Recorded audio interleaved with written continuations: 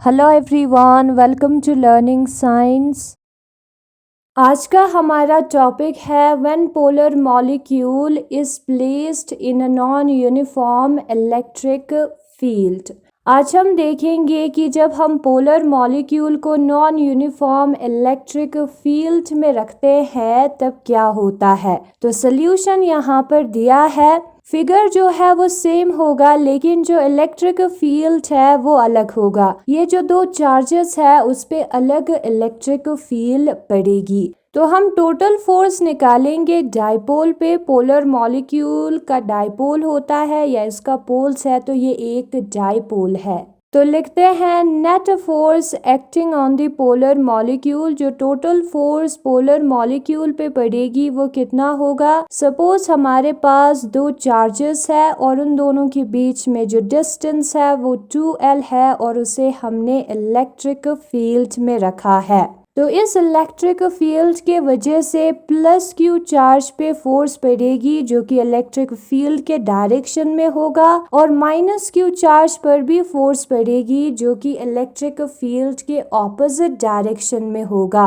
और जो फोर्स का फॉर्मूला है वो चार्ज इनटू इलेक्ट्रिक फील्ड के बराबर होता है। जहां पर प्लस Q है वहां पर प्लस Q चार्ज आएगा, जहां पर माइनस Q है वहां पर माइनस Q चार्ज आएगा। और ये जो दो चार्जेस है उन दोनों के बीच में डिस्टेंस है 2L। अब ये जो इलेक्ट्रिक फील्ड है वो होगा E पॉजिटिव और ये जो इलेक्ट्रिक फील्ड है वो E नेगेटिव होगा। इसका मतलब है कि जो इलेक्ट्रिक फील्ड होता है नॉन यूनिफॉर्म वो जो है अलग अलग पोजीशन पर अलग होता है। ठीक है, सेम था पहले वाले केस में, यहाँ पर अलग होगा। टोटल फोर्स जो है ये जो दो चार्जेस पर फोर्स पड़ रही है उसका सम होगा F पॉजिटिव जो है वो बराबर होगा Q into E positive vector के और F नेगेटिव जो है वो बराबर होगा minus Q into E negative vector के। फिर हम लिखेंगे Q into E positive vector plus into minus होता है minus Q into E negative vector. Q को बाहर कॉमन निकालते हैं, ब्रैकेट के अंदर आएगा E positive vector minus E negative vector.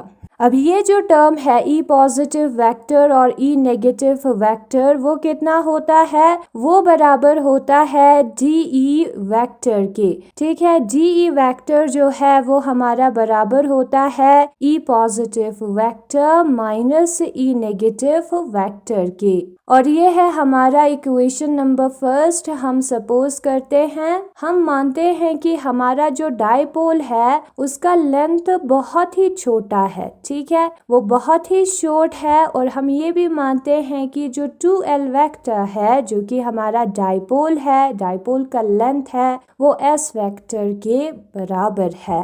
Now हम क्या निकालेंगे, हम निकालेंगे मैग्नीट्यूड। किस चीज़ का magnitude, magnitude of electric field. Electric field का मैग्नीट्यूड हम निकालेंगे जो कि E वेक्टर के बराबर होगा और वो डिपेंड होगा X, Y और Z पर। जो टोटल डिफरेंशियल होता है E का वो partial differentiation of E with respect to X dx। फिर हमें लिखना है partial differentiation of E with respect to Y dy। फिर हमें लिखना है partial differentiation of E with respect to Z dz के बराबर आएगा। ये टोटल डिफरेंशियल और पार्शियल डिफरेंशियल का रिलेशन है, फॉर्मूला है, आप गूगल पे चेक कर सकते हो। ठीक है, और ये फॉर्मूला अक्सर यूज होता है फिजिक्स में। ये जो टर्म है पार्शियल डिफरेंशिएशन उसको हम उसके डायरेक्शन के साथ लिखेंगे। x है तो x का डायरेक्शन होता है i केप,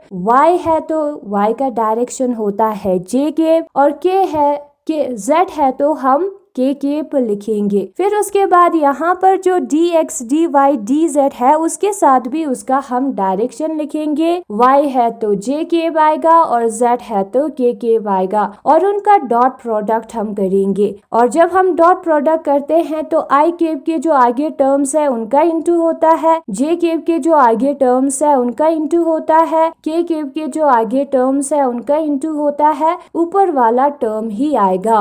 ये जो ऊपर टर्म है वो ग्रेडियंट ऑफ ई के बराबर होता है। ये जो टर्म है del upon del X I cap, del upon del Y J cap, del upon del Z K cap, वो हमारा डेल ऑपरेटर है। और ई का जब हम स्केलर फंक्शन का जब हम ग्रेडियंट निकालते हैं तो ऐसा आता है, हम फॉर्मूला देख सकते हैं। और ये जो है किसी का पोजीशन बता रहा है, डिस्टेंस बता रहा है, तो ये हमारा एस वेक्टर है, क्योंकि एस वेक्टर भी हमारा पोजीशन वेक्टर है, 2l डिस्टेंस दिखाने वाला वेक्टर है, ऊपर हम देख सकते हैं। अब जो ई है वो स्केलर फंक्शन है, डॉट प्रोडक्ट वेक्टर्स के बीच में होता है, तो ई को हम बाहर लिख सकते हैं, जो वेक्टर्स है उनका डॉट प्रोडक्ट हम कर सकते हैं। अब डॉट प्रोडक्ट जो है वो कॉम्यूटेटिव लॉ को फॉलो करता है, यानी कि a इंटू बी और b इंटू ए इक्वल होता है। तो इसके जगह पर डेल डॉट s के जगह पर s vector dot del operator हम लिख सकते हैं। ये मैग्नीट्यूड था। अगर हमें डायरेक्शन निकालना है, डायरेक्शन को भी कंसिडर करना है, तो ई के जगह पर जो कि एक मैग्नीट्यूड को दिखाता है, ई वेक्टर का यूज करना पड़ेगा जिसमें डायरेक्शन भी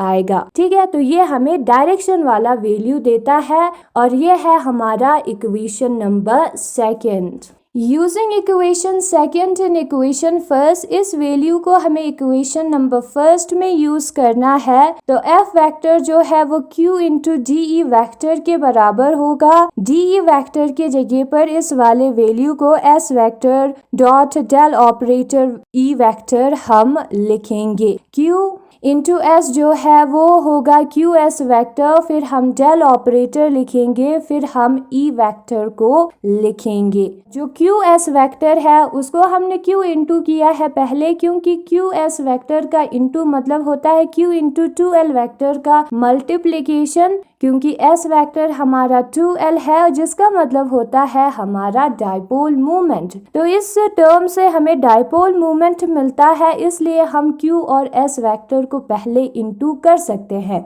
Q इंटू एस वेक्टर हम निकालेंगे पहले, फिर डेल ऑपरेटर के साथ इंटू करेंगे, जो भी आंसर मिलता है ऐसा हम कर सकते हैं, इसलिए हमने किया है। Q इंटू एस वेक्टर जो है वो P वेक्टर के बराबर होता है, जो कि हमारा डाइपोल मोमेंट है, और ये है हमारा फोर्स का वैल्यू। इस पोलर मॉलिक्यूल पर नॉन यूनिफॉर्म इलेक्ट्रिक फील्ड में फोर्स पड़ता है, उसका वैल्यू है। तो यहाँ पर टॉपिक दिया है, let a polar molecule is place in a non uniform electric field. Non uniform electric field में हमने पोलर मॉलिक्यूल को रखा such that the electric field intensity at the position of plus Q charge of the molecule is E positive. और जो electric field intensity है जहाँ पर plus Q charge होता है उस जगह पर वो होता है E positive, and the electric field intensity at the position of minus q charge of the molecule is E negative। और जो इलेक्ट्रिक फील्ड इंटेंसिटी होता है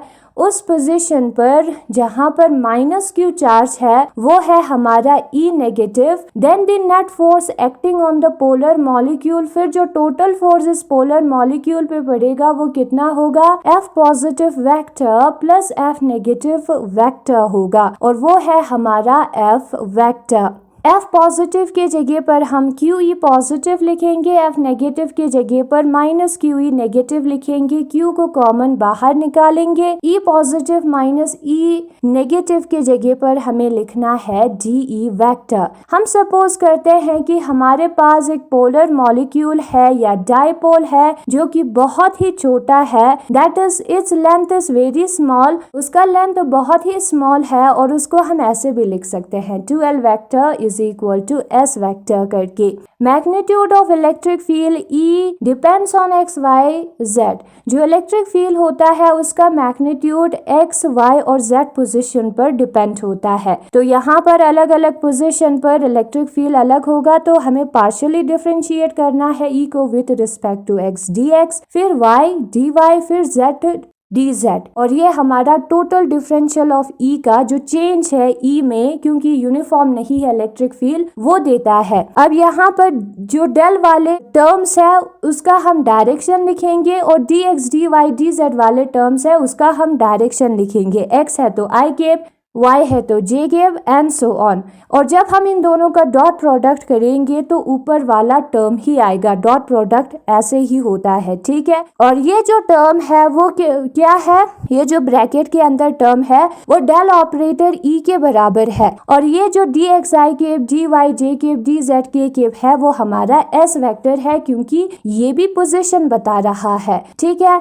ई एक स्केलर क्वांटिटी है, डॉट प्रोडक्ट वेक्टर्स के बीच में होगा तो ई को हम बाहर निकालेंगे। फिर उसके बाद कॉम्यूटेटिव लॉ फॉलो होता है, तो डेल ऑपरेटर डॉट एस जो है वो एस डॉट डेल ऑपरेटर के बराबर होगा एस वेक्टर। और अगर हमें वेक्टर फॉर्म में लिखना है तो ई के ऊपर वेक्टर लगाना होगा इक्वेशन के दोनों साइड्स में, क्योंकि इन दोनों का डायरेक्शन है। और ये है हमारा इक्वेशन नंबर सेकंड। फिर इसी इक्वेशन को हम इक्वेशन नंबर फर्स्ट में पुट करेंगे, ठीक है। तो जो एफ वेक्टर है वो बराबर होगा Q S vector dot del operator और ई वेक्टर, इन दोनों को हम पहले इनटू करेंगे और जो आंसर मिलता है उसको डॉट प्रोडक्ट करेंगे डेल ऑपरेटर के साथ। ऐसा हम कर सकते हैं। और जब हम इन दोनों को इनटू करते हैं तो आता है पी वेक्टर, जो कि हमारा डाइपोल मूवमेंट है। क्यू एस वेक्टर की जगह पर हम 2l लगा सकते हैं, तो q इंटू 2l जो है वो हमारा डाइपोल मूवमेंट देता है